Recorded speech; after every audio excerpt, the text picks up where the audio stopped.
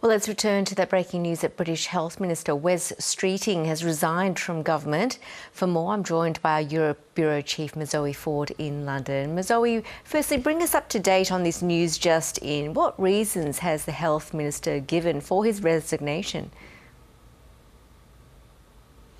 Well, good evening to you, Yvonne. We've just received a 2-page resignation letter here from Wes Streeting just in the past few minutes, laying out that despite the successes of his time as the Health Minister, he would resign. Now, ordinarily, I wouldn't be sitting here telling you about the resignation of a minister in the British government, but the reason this breaking news is so consequential is because Wes Streeting has had leadership ambitions and is expected now to challenge Prime Minister Sir Keir Starmer. He says in this letter that he's lost confidence in the Prime Minister's leadership. This is a letter written to the Prime Minister. He says, we need a vision, but we have a vacuum. Where we need direction, we have drift. He said leaders take responsibility, but that too often has meant other people falling on their swords. You need to listen to your colleagues. It is now clear that you will not lead the Labor Party into the next general election. So some scathing words there from the now former Health Minister Wes Streeting, who has resigned his position just in the past few minutes. His allies have for the past few days have been saying that Wes Streeting would resign, and that could trigger the leadership contest if he was to have the numbers. He needs 81 backers, or 20% of the 403 Labor MPs in this country. We have not yet heard that he is going to trigger that, but that is certainly the expected next step here. So we're waiting to see, Yvonne, what happens in the coming minutes and hours on what has been a tumultuous day already in British politics, with the rumours going around Westminster. It was tipped yesterday that we would hear from Wes Streeting today, and that he would essentially be the one to fire the starting gun. But up until this morning, there was not really another challenger besides Streeting who might have been ready for this position. But then just this morning, the former Deputy Prime Minister Angela Rayner announced that a tax scandal that had seen her have to resign her position as Deputy Prime Minister last year has now been cleared up. She says she's been exonerated and had not done anything wrong to avoid paying taxes after an investigation by the tax department here. She has not declared yet that she would resign or that she would make a tilt for the leadership. But the timing of that announcement that she has been cleared of that does potentially pave the way for her to make an announcement now that Wes Streeting has resigned from his position. He is on the right of the party, she is on the left of the party, and so we now wait in the hours ahead to see A, whether Wes Streeting says he's going to make a tilt for the leadership, B, whether Angela Rayner comes out and says anything else to the same effect, and if there's any other challenges. Well, Sir Keir Starmer is keeping calm and carrying on. What support does he have remaining among Labor MPs? Well, this is important, Yvonne, because he does still have support from some big hitters in the party.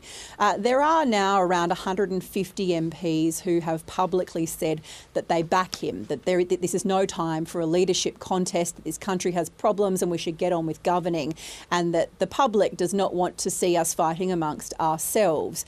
So there are certainly backers for the Prime Minister there, the Foreign Secretary, the Business Secretary, the Technology Secretary, Housing Secretary. We saw him at Downing Street earlier this morning. And a lot of those allies of the PM have been briefing around Westminster over the past sort of 48 hours to try and shore up support from other MPs, because we haven't yet heard the public positions anyway of around 160 MPs.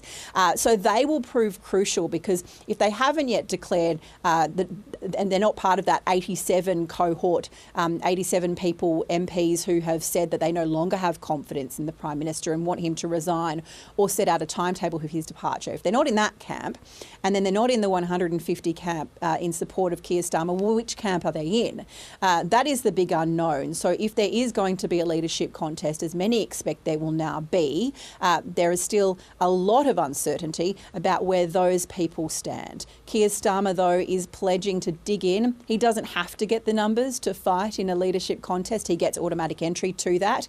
And he has indicated that he very much wants to see the Labor Party through to the next election and beyond, and he wants to keep governing.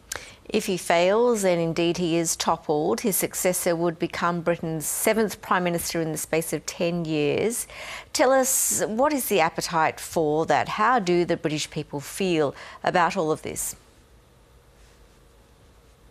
Well, a really big indicator about the confidence in the Labor Party, Yvonne, was last week when there were local elections across the country. Local, not national, but still the mood was very clear. 150 Labor council seats were lost here in England, and Labor also lost control of the Welsh Parliament.